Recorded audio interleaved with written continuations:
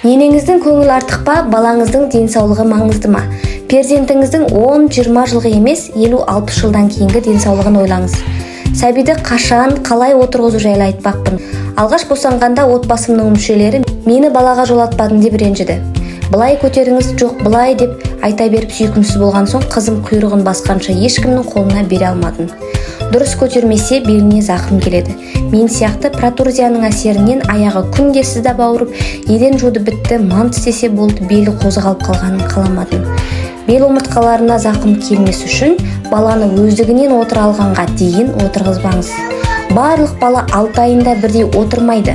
Кейбірі 9-10 айында ғана отыру мүмкін еңбектегеннен кейін. Уақыт беріңіз, кешіктіріп те алмаңыз. Жастыққа, қабырғаға сүйеніп отырды деген сөз бала отыра алады дегенді білдірмейді. Ешкімнің еш нәрсенің көмегінсіз өзі отырса ғана есептеледі. Көтеріп ұстағанда құйрығын қолыңызға отырғызбаңыз. Бәрібір салмақ беліне түседі.